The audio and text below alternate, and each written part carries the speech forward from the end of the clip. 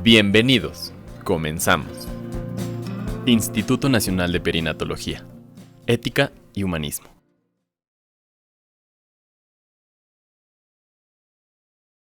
Hola a todos, muy buenas tardes. ¿Cómo están? Muchas gracias por acompañarnos el día de hoy a la sesión general del instituto.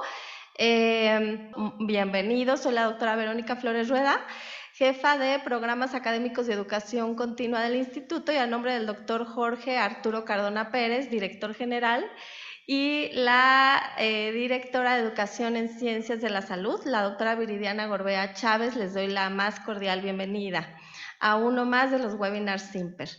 Y bueno, para ya no quitar el tiempo, sin más preámbulo, el día de hoy nos van a dar el webinar Calidad de Dieta durante el embarazo y su asociación con el ambiente metabólico materno, el estado nutricio neonatal y la adiposidad infantil.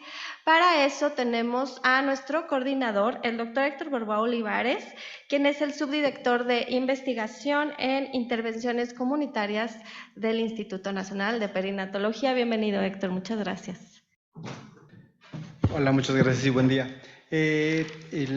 Cuando solicité esta reunión o esta sesión para que presentaran a Mayali e Isabel su trabajo, fue un poco para darles el reconocimiento por el trabajo que están realizando bajo la dirección de la doctora Otilia Perichard, y es porque ambos tienen reconocimiento, uno a nivel nacional y uno a nivel internacional, uno con financiamiento y otro con reconocimiento, y por lo tanto creo que es algo que debe conocerse en el instituto, que hay gente trabajando y con trabajos muy, muy importantes y que se les debe dar este reconocimiento a las personas que lo merecen. Y por eso fue cuando me acerqué con Vero y le dije, oye, pues es que creo que es conveniente que se haga difusión de estos trabajos, y fue cuando empezamos a coordinar la sesión del día de hoy. Primero va a empezar a Mayali con su presentación, después nos continuará Isabel, pero son trabajos de muy buena calidad, con muy buenos resultados y con reconocimientos, con reconocimientos nacionales e internacionales. Muchas gracias. A Mayali. Hola, buenas tardes a todos. Muchas gracias por la oportunidad de presentar, ¿no?, y de compartirles estos trabajos en los que, como bien dice Héctor, hemos estado trabajando el grupo de nutrición clínica dentro de la coordinación de nutrición y bioprogramación, y que pues yo soy un poco vocera también de este trabajo, porque pues es parte de un equipo, ¿no?, grande, y de un proyecto, como ven acá, el proyecto Obeso, que es la corte una corte perinatal prospectiva que es parte de este instituto. Y pues bueno, nos vamos a permitir entonces presentarles estos diferentes trabajos, en donde el primero que les quiero compartir, todos tendrán en común que hablaremos de la calidad de dieta y su asociación con diferentes cuestiones, tanto maternas, metabólicas, ¿no?, el estado nutricional natal y esta adiposidad infantil. Y pues la importancia de hablar de esta nutrición en esta etapa perinatal, durante el embarazo, es que sabemos que esto afecta a la programación fetal, porque sabemos que todas estas alteraciones en este ambiente nutricio, metabólico, hormonal, van a causar cambios celulares, cambios en las estructuras, en el funcionamiento de los órganos fetales, lo cual pues va a alterar el fenotipo y con ello pues la susceptibilidad, ¿no?, de las enfermedades en etapas posteriores de la vida. Y pues la nutrición es algo muy importante, ¿no?, tanto el estado nutricio materno previo, así como diferentes aspectos de la dieta, pues son algunos de los factores que van a tener, ¿no?, injerencia en esta nutrición, en esta programación nutricional, en donde pues afectará entonces, como decíamos, el funcionamiento de estos diferentes órganos metabólicos, del tejido adiposo, de páncreas, tejidos de músculo esquelético, en donde, como ven, muchos de estos de los mecanismos, ¿no?, debajo de todo esto es el aumento de esta respuesta inflamatoria, el aumento del estrés oxidativo, la disfunción mitocondrial, que va a ser responsable de esta programación fetal, ¿no? Y entonces sabemos que diferentes aspectos de la dieta, si empezamos a hablar un poco de calidad, como, ¿no?, el exceso de algunos ácidos grasos, de glucosa, o la deficiencia de algunos micronutrientes también pueden hacer, ¿no?, en términos como más moleculares, más celulares, que esta mitocondria, digamos que se congestione, ¿no?, y entonces en lugar de producir mucha energía, al tener muchos sustratos, pues más bien que tenga una menor producción de energía, que haya una mayor liberación de estos radicales libres, y esto afectar entonces a través de esos radicales libres, causar daño por estrés oxidativo a diferentes estructuras de proteínas, membranas lipídicas, incluso al ADN tanto nuclear como el ADN mitocondrial, que todo esto es importante para diferentes procesos en el embarazo, como lo ven aquí, de la embriogénesis, la implantación, este desarrollo fetal y placentario adecuado. Y entonces todo este estrés oxidativo causa más inflamación y este ambiente, ¿no?, es el que puede asociarse a esta resistencia a la insulina y la insuficiencia placentaria y entonces aumentar el riesgo y la susceptibilidad de algunas complicaciones perinatales como parto prematuro, restricción del crecimiento intrauterino, preeclampsia, diabetes gestacional. Y pues desafortunadamente la calidad de la dieta, ¿no?, lo que consumimos en México, nuestro ambiente está lleno de algunos alimentos, ¿no?, y de algunos productos que justo responden ahora a esta clasificación de productos ultraprocesados, que es lo que más frecuentemente encontramos, ¿no?, cuando buscamos algún snack, alguna colación o incluso alguna comida completa. Y les decía que corresponden a esta clasificación de alimentos ultraprocesados, que es ahora una de las formas de evaluar la calidad de la dieta. Esta clasificación NOVA es la que divide a los alimentos en 4 grupos. El último de ellos es el que nos interesa, que es el consumo de alimentos ultraprocesados, porque es el que se ha podido poblacionalmente asociar a como algunos factores de riesgo, es un factor de riesgo para algunos desenlaces clínicos. Y estos ultraprocesados se conocen, ¿no?, como sustancias tipo alimento, son formulaciones hechas en su mayoría o en la totalidad a partir de sustancias derivadas de alimentos o aditivos que tienen poco o nada de alimento natural. Y para identificar un alimento ultraprocesado, entonces con que tenga uno de estos, y hay una lista mucho más grande, pero con que tenga uno de estos ingredientes dentro de su lista, pues que corresponderá a los ultraprocesados, así como si pasa por alguno de algún tipo de procesamiento que no tenga un equivalente doméstico, pues también corresponderá, como la extrusión, la hidrolización, pues corresponderá a algún alimento ultraprocesado. Y como les decía, ¿no?, de lo más abundante es bollería salada, dulce, galletas, alimentos ya listos para comer y algunas bebidas como refrescos y algunos jugos. Y el consumo de alimentos ultraprocesados en nuestro país, como en todo el mundo, ha aumentado de forma considerable y de hecho México ahora es el cuarto país a nivel mundial consumidor de alimentos ultraprocesados y el primero a nivel Latinoamérica. En nuestro país se ha documentado un 30% de la energía que consumimos que proviene de alimentos ultraprocesados, ¿no? Y como les decía, esto en población general, en población adulta e incluso en adolescentes y niños también se ha asociado, es un indicador predictivo de la calidad de dieta y se ha asociado con mayor riesgo de obesidad, hipertensión, cáncer, etcétera. Durante el embarazo, este indicador de la calidad de dieta, los ultraprocesados, han sido menos estudiados, es todavía poco lo que se ha estudiado y se ha podido asociar, pero algunos de los reportes sí que han podido asociar este consumo de ultraprocesados con la ganancia de peso, con alteraciones de la glucosa, e incluso en algunas cuestiones infantiles y neonatales de mayor adiposidad. Y bueno, algún reporte también de alteraciones incluso en el contenido de nutrimentos de la leche materna.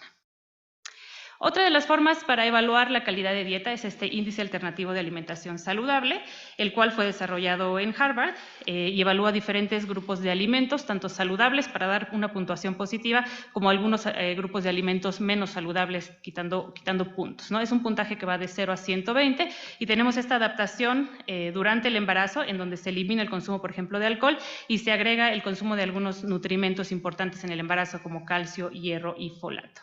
120 será el mejor puntaje, es decir, una alimentación más saludable. Y este AHAVE, este índice alternativo adaptado para el embarazo, sí que ha demostrado que evalúa adecuadamente la calidad de dieta durante el embarazo.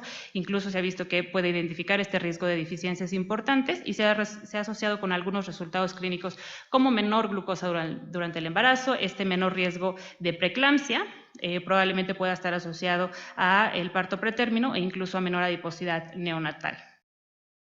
Y por último, otra de las cosas que les quiero compartir sobre algo que hemos estado también trabajando, que tiene que ver con la calidad de dieta, es justo el cuándo se consumen los alimentos, ¿no? Que ahora lo conocemos como crononutrición y sabemos que entonces el periodo probablemente de luz es importante, de luz y oscuridad es importante respetar, ya que tenemos estas diferentes señalizaciones a través de un gen maestro, ¿no? Y los genes periféricos que están señalizados, digamos, a diferentes órganos también metabólicos, como el hígado, el tejido adiposo, el tejido muscular y el páncreas, por ejemplo. Y entonces durante el embarazo, el consumo nocturno, por ejemplo, de alimentos también pudiera no solo alterar la composición de la dieta, es decir, hacer elecciones distintas, sino además causar algunas irrupciones en esta señalización a estos diferentes órganos metabólicos y asociarse con algunos resultados adversos del embarazo. También ha sido poco lo que se ha estudiado de crononutrición durante el embarazo, pero han podido encontrarse asociaciones con la ganancia de peso, con el control glucémico, incluso con el parto prematuro también. Todos estos análisis que les voy a presentar, que les vamos a presentar, pues son parte de esta corte prospectiva que hemos desarrollado aquí en el instituto, que tiene el nombre de Obeso, que responde a las siglas de origen bioquímico y epigenético del sobrepeso y la obesidad. El primero que les quiero compartir, los primeros resultados, es esta calidad de dieta asociada durante el embarazo asociado con el conteo de ADN mitocondrial, la inflamación y el estrés oxidativo materno. Ese era el objetivo, evaluar esta asociación con estos diferentes indicadores. Este es un trabajo que ya publicamos el año pasado en la revista Antioxidants. Y bueno, parte de la metodología de esta corte y de dónde surgieron los datos que les quiero compartir es que, bueno, evaluamos a las mujeres. Básicamente para estos análisis escogimos a mujeres embarazadas en el primer trimestre, que son básicamente sanas pregestacionales, con embarazos únicos, y evaluamos en cada uno de los trimestres, evaluamos la dieta a través de un recordatorio de 24 horas de pasos múltiples. En cada uno de estos recordatorios evaluamos el consumo de alimentos ultraprocesados a través de determinar el porcentaje que aportan a la dieta, el consumo energético total, y evaluamos también el puntaje de la alimentación saludable adaptada al embarazo. Para tener una mejor representación de la dieta, pues evaluamos el promedio de cada uno de estos 3 recordatorios de 24 horas, cada uno de estos 3 índices. Para este análisis, primero, les tomamos una muestra solo en el tercer trimestre de embarazo para evaluar entonces el conteo del número de copias de ADN mitocondrial, algunos indicadores de estrés oxidativo como malondialdehído, la capacidad antioxidante total y los grupos carbonilo, así como diferentes indicadores de inflamación como pues, proteína C reactiva, interleucinas y TNF-alfa. Esta corte también nos ha permitido entonces ajustar nuestros análisis por diferentes variables, ¿no? Que tienen que ver con cuestiones sociodemográficas, edad, nivel socioeconómico, educación y clínicas como el IMC pregestacional, la ganancia de peso, cuestiones de suplementación, de actividad física incluso y diferentes complicaciones. Así que pues bueno, estos también son algunas variables que incluimos para ajustar en nuestros análisis. Para este primer análisis que les muestro, hicimos algunos modelos de regresión lineal ajustados y también para el ADN mitocondrial, por cómo se comportan los datos, hicimos un modelo no lineal. En este caso recolectamos 119 mujeres, en donde el IMC pregestacional promedio fue de 26.5, en donde solo 42% de las mujeres iniciaron con un IMC normal de riesgo antes del embarazo, y pues vemos que esta mayoría inicia con un perfil de riesgo. 13% de las mujeres desarrolló complicaciones como diabetes o preeclampsia. También podemos ver que la ganancia de peso, aunque está repartida casi en un tercio entre insuficiente, adecuada y excesiva en cada uno de los trimestres, pues la ganancia adecuada fue la menos prevalente durante el embarazo. La resolución del embarazo se dio a las 38 semanas y tuvimos 8% de prematurez en estas 119 mujeres. Esta primer tabla que les presento es la descripción del consumo de energía durante el embarazo, de energía y de macronutrientes durante el embarazo, en donde pues vale la pena resaltar que el 63% de las mujeres tuvieron un consumo excesivo, es decir, más allá de lo que era su requerimiento. 64% de ellas tuvieron un bajo consumo de fibra, 30% tuvo un consumo excesivo de lípidos y de ácidos grasos saturados, y pues 93% de estas mujeres no cubre con su recomendación de omega 3. Algo interesante también que es importante mencionar es que de acuerdo al IMC pregestacional de las mujeres, sí que encontramos un mayor consumo de energía y de carbohidratos en las mujeres que empezaron con un IMC pregestacional normal comparadas contra las que empezaron con obesidad, lo cual nos dice que también pudo haber un subreporte de las mujeres con obesidad. Entre los primeros resultados es que este índice de alimentación saludable tuvo un puntaje promedio de 62, que es como si de un puntaje máximo de 120, pues algunos autores tienen arbitrariamente como un punto de corte de 80 puntos. Debajo de 80 puntos es un puntaje que necesita mejorar, ¿no? Que tiene áreas de oportunidad para mejora. Nosotros tuvimos un promedio de 62 puntos, en donde también, si evaluamos y dividimos a las mujeres entre las que tuvieron un mejor consumo en cuanto a calidad, es decir, el mayor puntaje, mejor calidad de dieta, tuvieron un consumo mayor de hidratos de carbono, un consumo considerablemente mayor de fibra, menor de ácidos grasos saturados, y esas son las diferencias que encontramos en cuanto al índice de alimentación saludable. Y en cuanto al consumo de alimentos ultraprocesados, también fue alrededor de un 28%, que corresponde muy bien con la media, el promedio nacional que se ha reportado en consumo de ultraprocesados en población adulta. Y cuando dividimos a las mujeres igual entre las de mayor consumo contra las de menor consumo, encontramos que aquellas con mayor consumo de alimentos ultraprocesados tuvieron un menor consumo de fibra, un menor consumo de ácidos grasos omega 3 y un menor consumo también de ácidos grasos omega 6.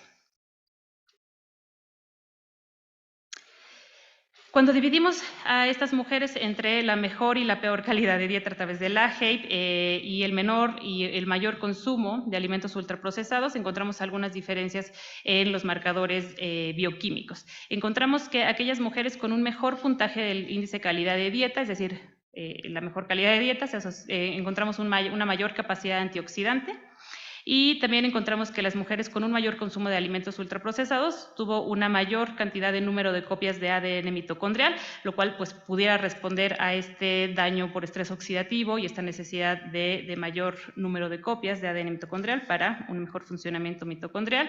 Y también encontramos en estas mujeres de mayor consumo de alimentos ultraprocesados una menor capacidad antioxidante.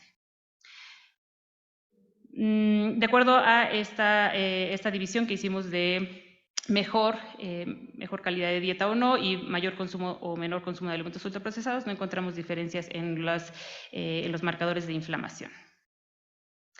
Y cuando evaluamos estos diferentes indicadores bioquímicos, de acuerdo a algunas características clínicas y sociodemográficas de la madre, solo encontramos diferencias basadas en el IMC pregestacional, en donde las mujeres con obesidad tuvieron una mayor concentración de malondialdehído, de grupos carbonilo, así como de proteína C reactiva.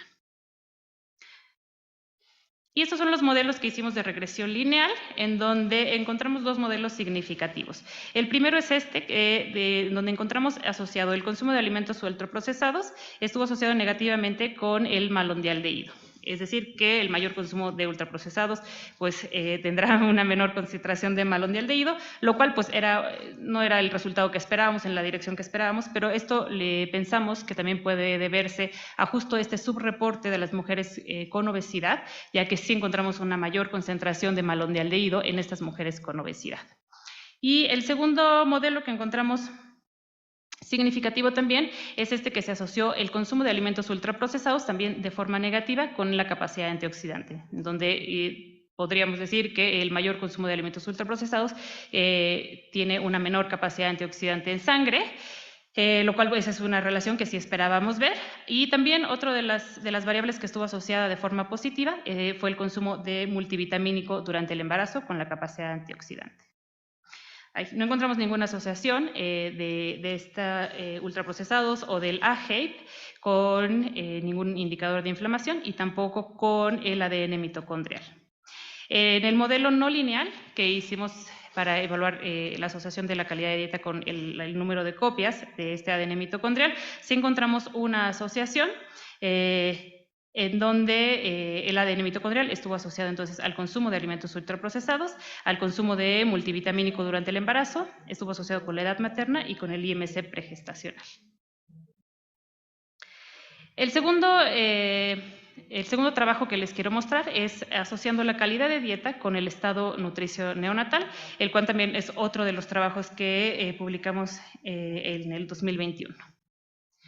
Para este análisis tenemos también 3 recordatorios de dieta en donde evaluamos este mismo índice de alimentación saludable durante el embarazo, pero este fue a partir del segundo trimestre, es decir, la segunda mitad del embarazo, en donde pudimos evaluar la dieta. Y en este caso, pues hicimos también el promedio y evaluamos entonces al nacer diferentes indicadores de crecimiento de estado nutricio en los neonatos y evaluamos además también, los clasificamos de acuerdo a si tenían bajo peso al nacer, pequeño para la edad gestacional, de acuerdo a si tenían desmedro, que se diagnostica con menos de menos dos puntuaciones en el Z-score, así como alguna alteración en el perímetro cefálico, igual que tuvieran menos de menos 2 desviaciones en el Z-score o por arriba de más 2. Para el análisis estadístico de este análisis, pues hicimos también modelos de regresión lineal múltiple para estas diferentes mediciones antropométricas, así como modelos de regresión logística para identificar, para asociarlos a la presencia o no de las alteraciones en el estado nutricio neonatal. Tenemos una población, pues similares de la misma corte, ¿no? En donde tenemos un IMC de 26 en promedio, un tercio de las mujeres estuvieron en adecuada, excesiva e insuficiente ganancia de peso. En este caso tuvimos una muestra de 226 binomios. También tuvimos un promedio de 60 puntos en el índice de alimentación saludable. Y en este caso, por ejemplo, al dividir el índice de alimentación saludable en los cuartiles, en donde son las menores puntuación en el cuartil 1, las mayores puntuaciones más saludable en el cuartil último, y vimos que pues, prácticamente todos los nutrimentos fueron mayores, ¿no? Vitamina A, vitamina C, folato, vitamina D, fueron mayores en las mejores puntuaciones del índice de alimentación saludable. Algunos otros hallazgos que tuvimos, fue esta, en donde también al dividir por cuartiles encontramos que la menor frecuencia, por ejemplo, de preeclampsia estuvo en el cuartil de mejor calidad de dieta, así como la menor frecuencia de prematurez. Y aunque encontramos también la menor frecuencia de diabetes gestacional en el cuartil 1, pues este es un hallazgo que vale la pena explorar más, ya que pues esto solo es un análisis bivariado.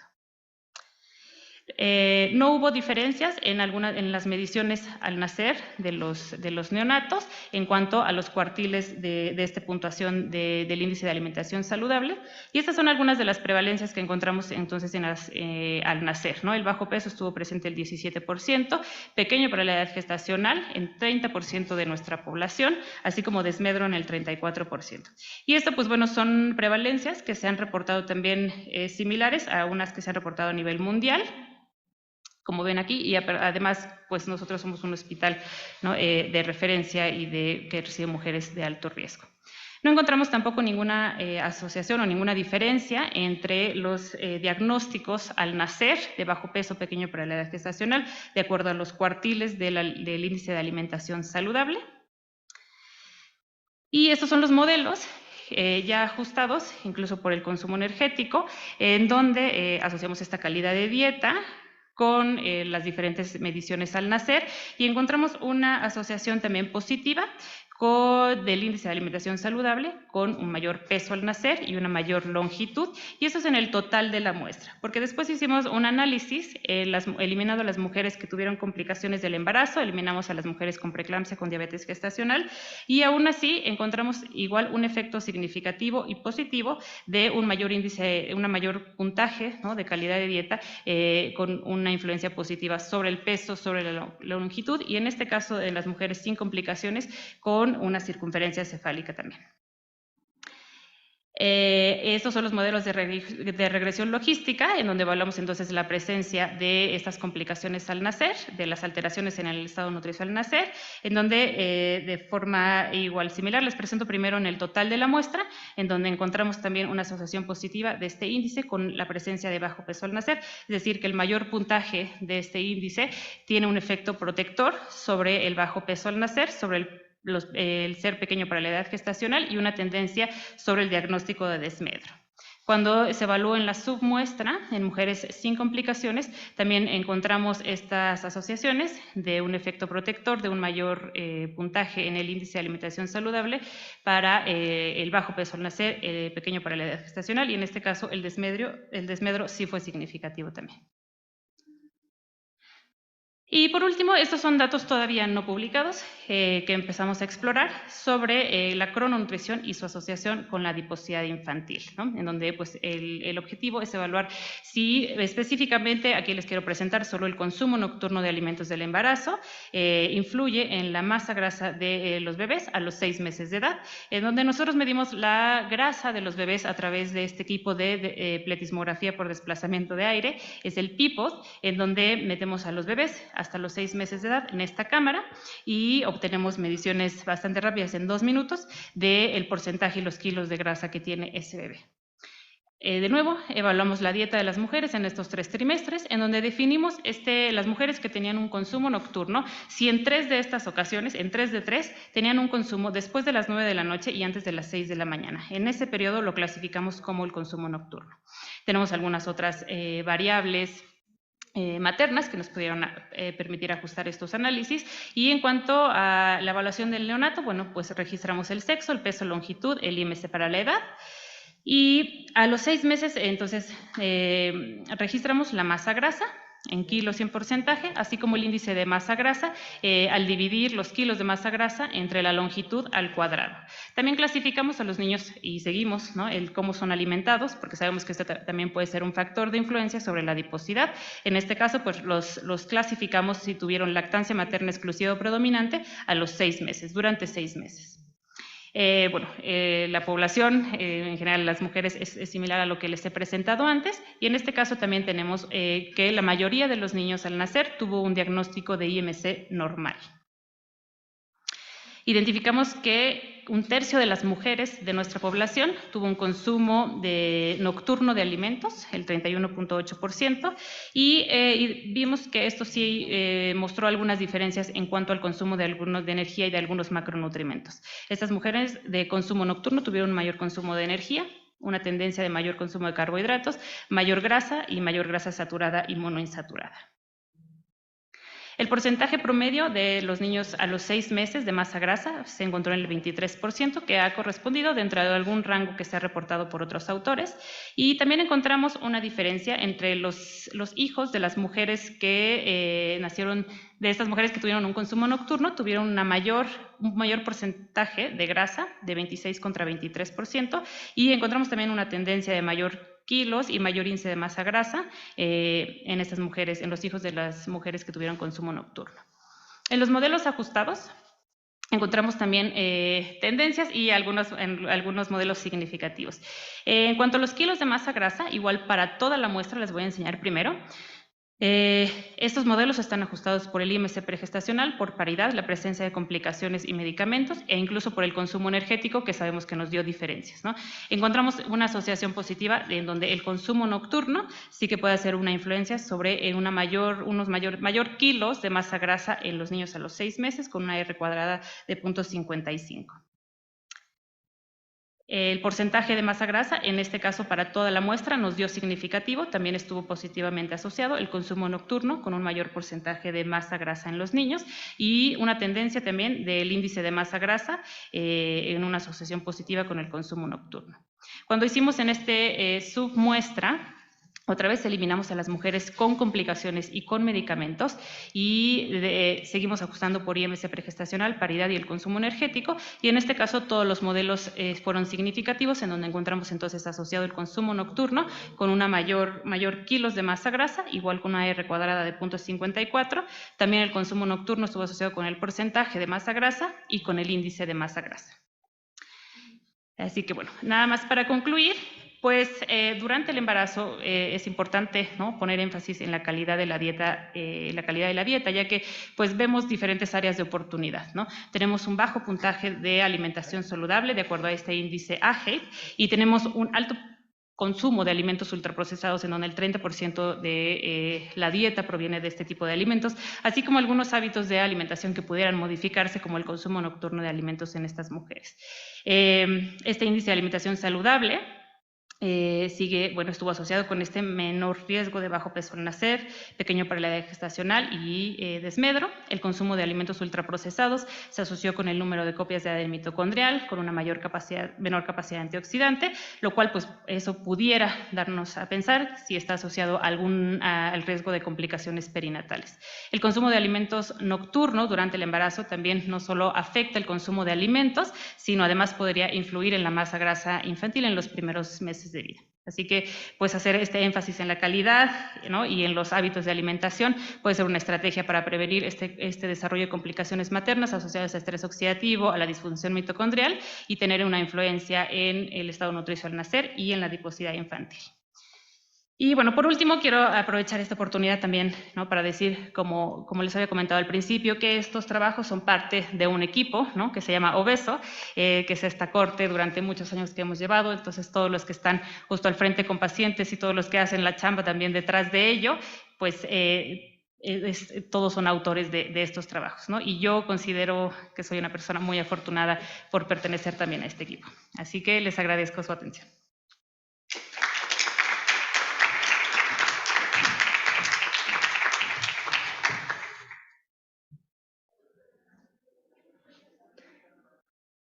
Hola, bueno, yo soy Isabel González y les voy a presentar ahora este trabajo, cuyo título es Estado de vitamina B12 y folato y su asociación con el peso materno y el estado nutricio del recién nacido.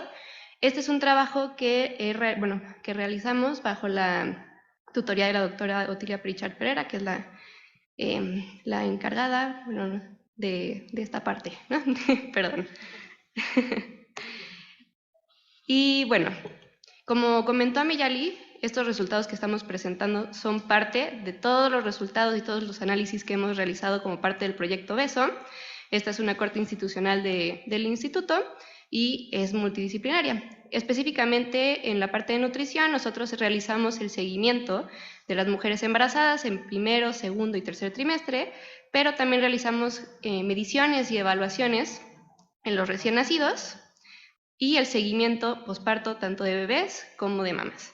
Y los resultados de este trabajo en particular son referentes a las mediciones y evaluaciones que hemos realizado de vitamina B12 y folatos durante el embarazo. Y bueno, para comenzar, como ya es bien sabido, la nutrición antes, durante y después del embarazo puede determinar la salud de generaciones futuras, y es algo que comentó Meyali desde la presentación anterior. El consumo de nutrimentos críticos durante el embarazo debe ser asegurado, además de que un estilo de vida saludable debe ser mantenido durante todo el embarazo. La obesidad materna y la ganancia de peso excesiva durante el embarazo pueden llevar no solo al desarrollo de complicaciones durante el embarazo, también a cambios en la programación fetal que afectarán el crecimiento y el estado nutricio del producto y aumentar el riesgo de enfermedades crónicas no transmisibles más adelante, así como el desarrollo de obesidad en edad adulta o más adelante en la vida.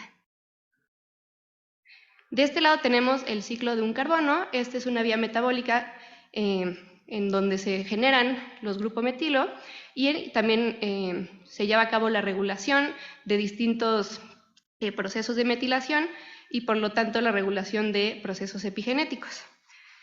Tanto el folato como la vitamina B12 participan en este metabolismo y podemos ver de este lado las fuentes externas, como podrían ser los alimentos, en donde se obtiene el folato, pero también fuentes de ácido fólico, como podrían ser los suplementos. Para que el ácido fólico pueda pasar a este ciclo y que pueda ser utilizado, tiene que ser transformado en tetrahidrofolato, que tenemos aquí, el THF.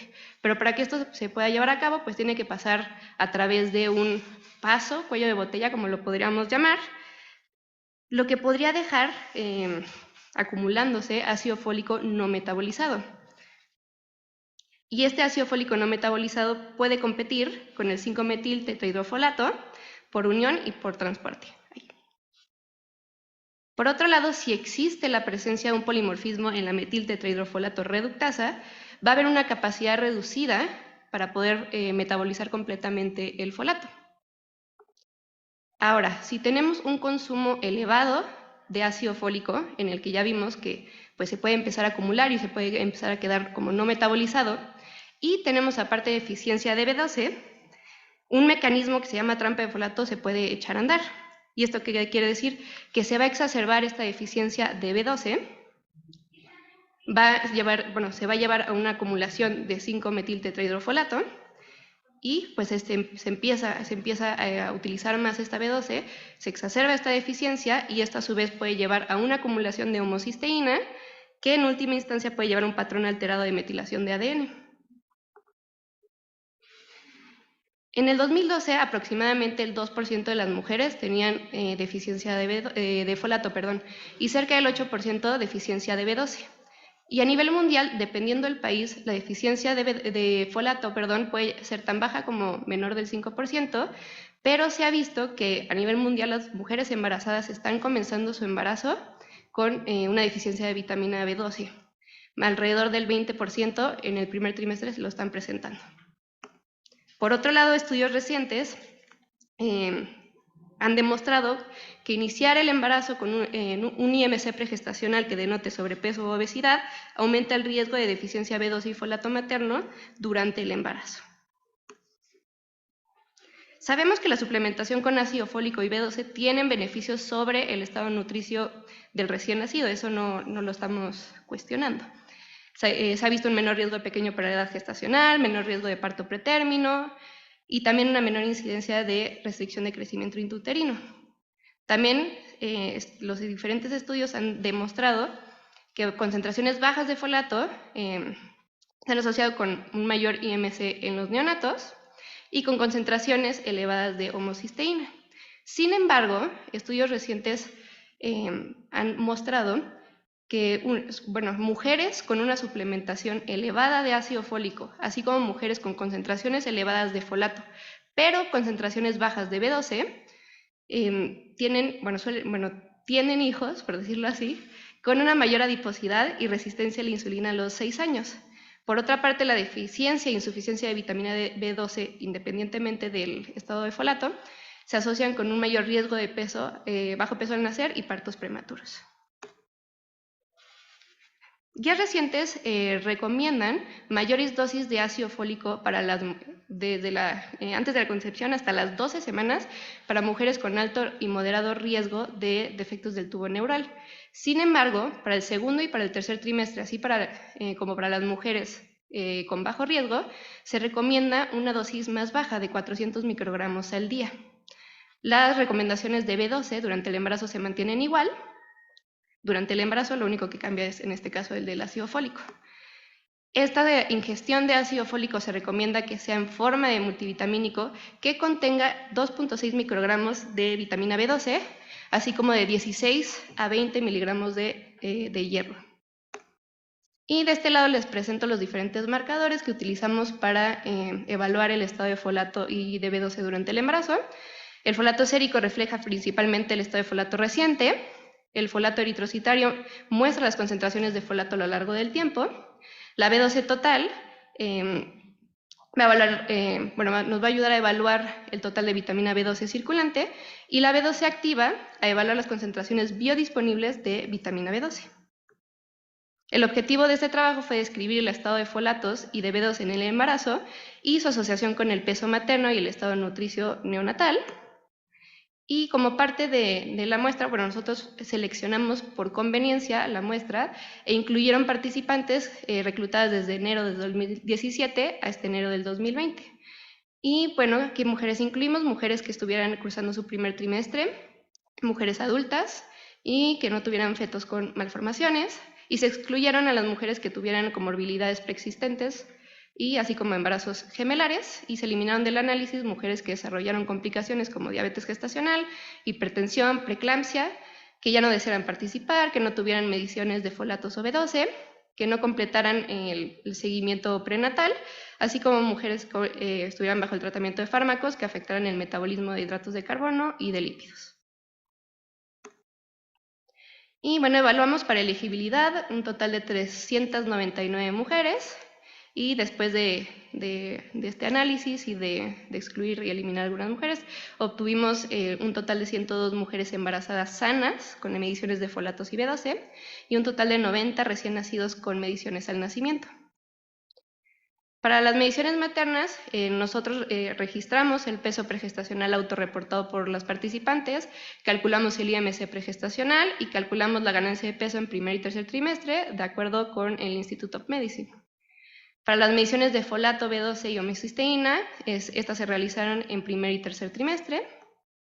La suplementación materna de estos nutrimentos fueron registrados de acuerdo a las dosis recomendadas o prescritas por su médico tratante. Y la evaluación de los recién nacidos se llevó a cabo entre las 24 y 72 horas después del nacimiento e incluyó el peso al nacer, la longitud, perímetro abdominal, porcentaje de masa grasa, y se clasificaron a los recién nacidos como pequeños para la edad gestacional, de acuerdo a las curvas de la OMS o de Intergrowth, dependiendo si eran pretérmino o pretérmino, y si tenían bajo peso al nacer. Se realizaron diferencias de medias, correlaciones, regresiones para evaluar la asociación entre el estado de folatos y B12 con el peso y el estado de nutrición neonatal, y se utilizó el software de SPSS 28. Y ya para pasar a los resultados, podemos observar que la edad promedio materna fue de 29 años, cerca del 60% de las mujeres tenían un nivel socioeconómico bajo, la mayoría de las mujeres tenían una escolaridad básica o intermedia, más de la mitad de las mujeres eran nulíparas y la edad gestacional del nacimiento promedio fue de 38.5 semanas. De este lado podemos observar que más de la mitad de las mujeres comenzaron su embarazo con sobrepeso u obesidad, y de este lado podemos ver que el IMC pregestacional promedio fue de 26.29 y pues ya comienza a alarmarnos un poco que empiecen el embarazo con sobrepeso u obesidad. Y de este lado podemos observar que menos de la mitad de las mujeres tuvieron una ganancia de peso gestacional al tercer trimestre adecuada, ya sea fue excesiva o insuficiente. Y de este lado, podemos observar un primer resultado que nos llamó mucho la atención, fue que para el tercer trimestre, cerca del 60% de las mujeres tenían una concentración elevada de folato sérico. También observamos que no hubo deficiencias de folato sérico, tampoco de eritrocitario, no hubo deficiencia de folatos, punto. Y cerca del 60% lo tenían elevados. Y tampoco encontramos concentraciones elevadas de homocisteína para el tercer trimestre. Por el contrario, lo que sí pudimos encontrar fue que el 34% de las mujeres tenían deficiencia de B12 total para el tercer trimestre y el 14% tenían deficiencia de B12 activa también en el tercer trimestre. Entonces, ¿qué estamos observando? Concentraciones elevadas de folato, pero bajas de B12. Y esto nos lleva a otro resultado que nos sorprendió. Aquí tenemos la suplementación materna en el tercer trimestre y como podemos observar, la dosis correspondiente al percentil 25 es la recomendación para el segundo y tercer trimestre de ácido fólico del embarazo. ¿Esto qué quiere decir? Que la mayoría de las mujeres tuvo una suplementación mayor a las recomendaciones para el tercer trimestre. Y también podemos observar que la suplementación de B12 también fue mayor a las recomendaciones. Entonces, hasta aquí, ¿qué vamos? Concentraciones elevadas de folato, bajas de B12, pero suplementación elevada en ambos casos. Y de este lado podemos ver la suplementación promedio de ácido fólico, que fue cerca de 2.000 microgramos al día, y de suplementación de B12 cerca de 8 microgramos al día para el tercer trimestre. De este lado podemos ver que cerca del 16% de los niños fueron pequeños para la edad gestacional y cerca del 13% tuvieron bajo peso al nacer. Y ya aquí podemos observar los resultados de las concentraciones en el tercer trimestre de folato, homocisteína y B12, de acuerdo con el IMC pregestacional. En el único caso en el que tuvimos resultados significativos fue en el caso de la B12 total del tercer trimestre, en donde observamos una mayor concentración de B12 total materna en las mujeres que tenían un IMC normal en comparación a un IMC que fuera de sobrepeso u obesidad. Observamos algo muy similar en el caso de los resultados de las concentraciones, de acuerdo con la ganancia de peso en el tercer trimestre. Igual en el caso de la B12 total del tercer trimestre observamos mayores concentraciones en las mujeres que tuvieron una ganancia de peso insuficiente en el tercer trimestre versus una ganancia adecuada de peso. Y no hubo otros resultados significativos en este caso. Nuevamente volvimos a encontrar resultados significativos en el caso de la B12 total del tercer trimestre, pero ahora de acuerdo con la clasificación de pequeño para la edad gestacional. Observamos una concentración materna más elevada de B12 total del tercer trimestre en las madres que no tuvieron niños pequeños para la edad gestacional. Y de este lado ya tenemos los resultados de las diferentes correlaciones realizadas. En el caso del peso al nacimiento, pudimos observar correlaciones positivas entre la B12 total y activa del primer trimestre con el peso, es decir, mayor peso, mayores concentraciones. De este otro lado también tenemos los resultados de acuerdo con el peso al nacimiento y observamos una correlación positiva también en el caso del folato sérico, B12 activa y B12 total del tercer trimestre con el peso. Entonces, continuamos, mayores concentraciones, mayor peso. Y de este otro lado tenemos los resultados de longitud al nacimiento. Observamos que la B12 total del primer trimestre y la de B12 activa del primer trimestre también tuvieron una correlación positiva con la longitud al nacimiento, y en el caso de la B12 total del tercer trimestre, pues esto se mantuvo. Mayores concentraciones de B12 total, mayor longitud al nacimiento.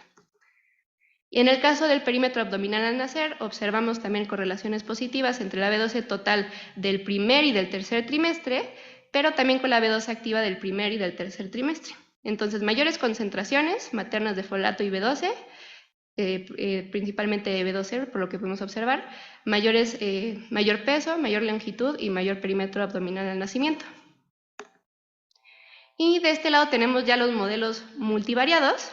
En este caso podemos ver del lado izquierdo los resultados referentes al primer trimestre y solo pudimos observar que la B12 activa tuvo resultados significativos, es decir, mayores concentraciones de B12 activa en el primer trimestre predijeron un mayor peso al nacer.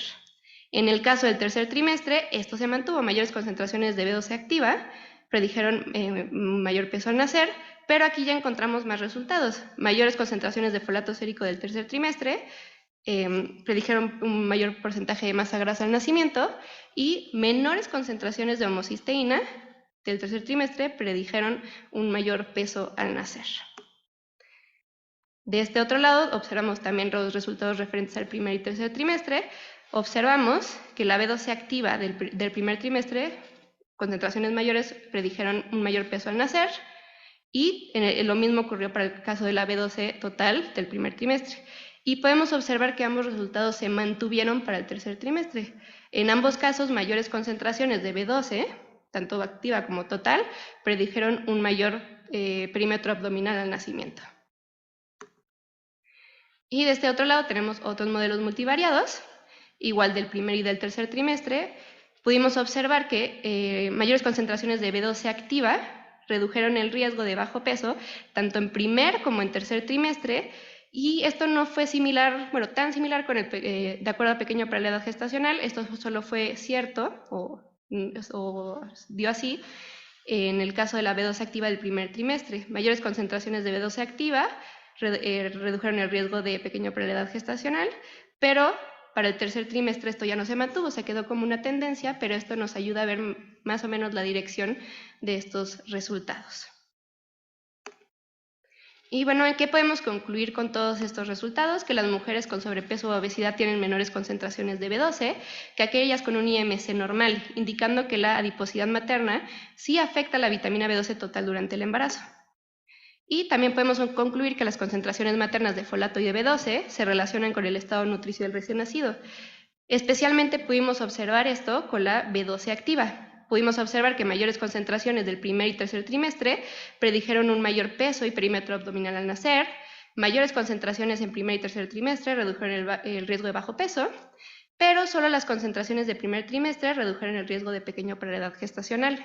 En el caso de la B12, total, mayores concentraciones del primer y tercer trimestre predijeron un mayor perímetro abdominal.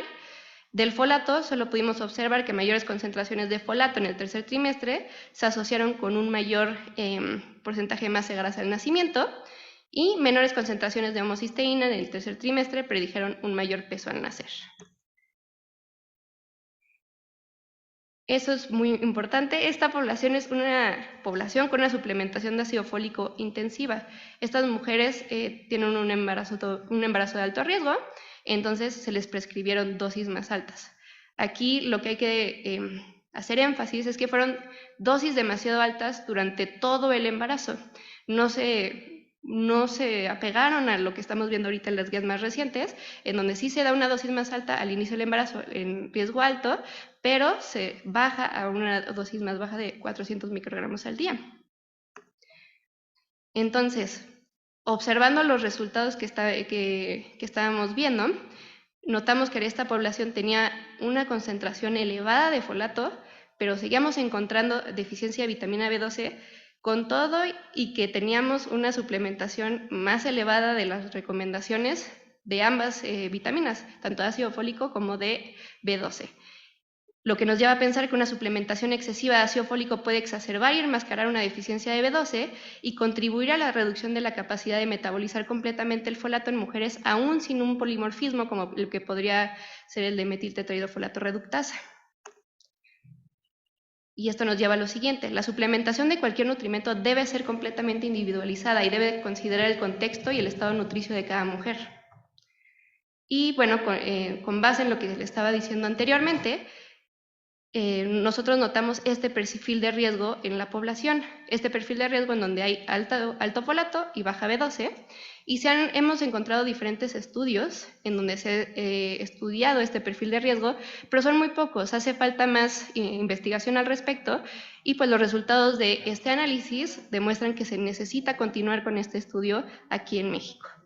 ¿Y a qué está asociado este perfil de riesgo? A mayor riesgo de diabetes gestacional, a una posible alteración de los patrones de metilación del ADN, mayor riesgo de bajo peso al nacer y parto pretérmino, y a una mayor adiposidad y resistencia a la insulina a los 6 años. Entonces, ¿qué es lo que sigue? Nosotros necesitamos una mayor muestra, pero los análisis de obesos siguen en curso. Vamos a continuar realizando las mediciones de estas concentraciones de folato y de B12 en las mujeres participantes que ya hemos reclutado. También estamos ya cuantificando cuántas mujeres tienen el polimorfismo de metiltetraidrofolato reductasa para poder llevar a cabo un análisis y el ajuste de los resultados que ya tenemos. Y que también falta analizar la dosis de suplementación y su efecto sobre las concentraciones de folato, B12 y homocisteína en las mujeres con este polimorfismo, y también evaluar las posibles consecuencias que tiene este patrón de bajo B12 y alto folato durante el embarazo y qué otras consecuencias puede tener en el recién nacido.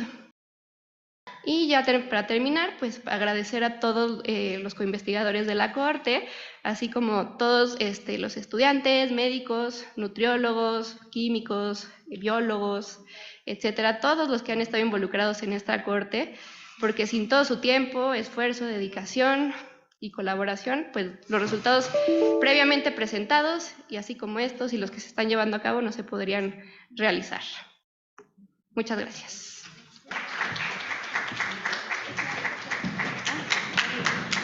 Muchas gracias a Meyali y a Isa por su presentación. Bueno, solamente comentar que el primer trabajo que presentó Meyali estuvo compitiendo contra 150 trabajos que presentaron en toda la comisión coordinadora para un financiamiento, y fue de los 17 trabajos seleccionados de todos los institutos nacionales de salud. Entonces, creo que es importante reconocerlo. Y el trabajo que presentó Isa fue seleccionado por el Instituto de Hojas para presentarlo a finales de año también. Y bueno, se somete a una evaluación de trabajos a nivel internacional. ¿Alguna pregunta de los presentes o pasamos a las preguntas de los que están conectados por internet? Ya, muchísimas gracias por las presentaciones y felicitarlas a ambas y a todo el equipo del doctor pues por este tipo de proyectos. A mí tengo varias preguntas.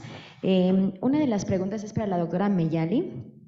Comentaba, me quedó un poquito, más bien no me quedó claro, si todo el proyecto de investigación, todo lo que ustedes identificaron respecto a la calidad de alimentación, la calidad nutricia, sí tiene datos representativos para los biomarcadores de inflamación, ¿o no tiene? Datos representativos, no sé si estoy entendiendo bien la pregunta. O sea, ¿como alguna asociación con los, Exacto. Con los indicadores bioquímicos? Sí.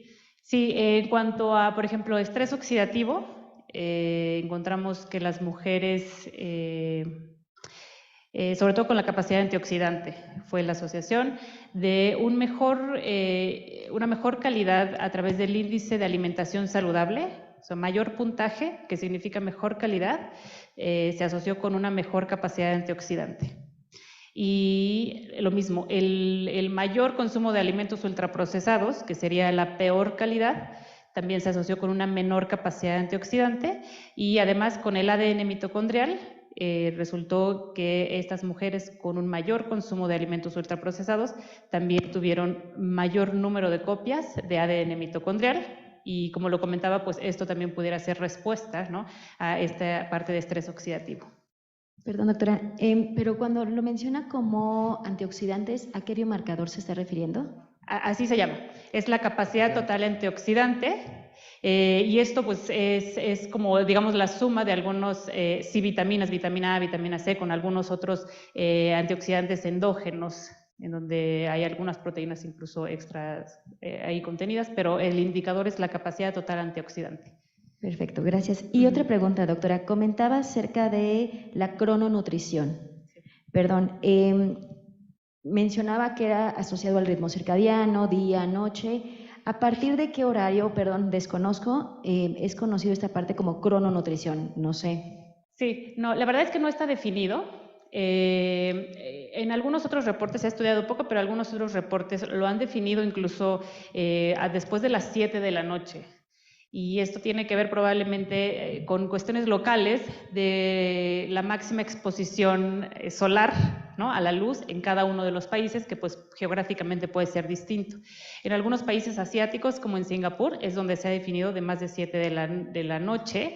Y nosotros empezamos por hacer una división así, pero nos salía que el 90% de las personas, de las embarazadas, tenía, ¿no?, el consumo nocturno.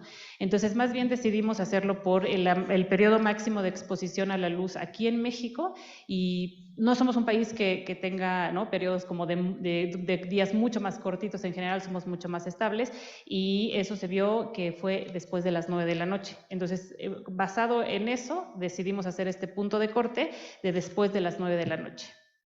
Pero algo definido no hay. Creo que sí tendría que ser por cada país. Gracias. De las preguntas que hicieron en línea, una está relacionada con lo mismo, con los horarios que ya comentó Ameyali. Otra pregunta, preguntan, ¿el consumo de micronutrientes incluida en la evaluación del índice, se consideraba la suplementación o solamente lo considerado en la alimentación? Sí, para los diferentes análisis solo consideramos la evaluación de la dieta sin el consumo de micronutrientes, o sea, de suplementación. Lo que sí es que ya en los modelos ajustamos por el consumo de micronutrientes. Ok, y te preguntan que el efecto que tuvo la edad materna en el análisis estadístico. El único influencia que tuvimos de la edad materna fue sobre el ADN mitocondrial, que pues sabemos que conforme aumenta la edad probablemente hay más procesos de oxidación. Entonces, para el ADN mitocondrial sí que tuvimos alguna asociación con la edad, pero fue para el único indicador que tuvimos. Ok. Y para Isabel, en relación al consumo de ácido fólico durante la gestación, mencionan recomendaciones en relación a las mutaciones que puede haber en México de la metiltetrahidrofolato reductasa y al diagnóstico previo de un hijo con espina bífida o con un defecto de tubo neural. ¿Si hay alguna recomendación específica? Sí, bueno, del polimorfismo no, pero las que tienen un riesgo alto de un defecto de tubo neural o que tuvieron ya un bebé con un defecto de tubo neural, sí hay recomendaciones. Justo las presentamos en la presentación, pero es de 5 miligramos. Perfecto. Hasta la semana 12. Ok, muchas gracias a todos por su participación.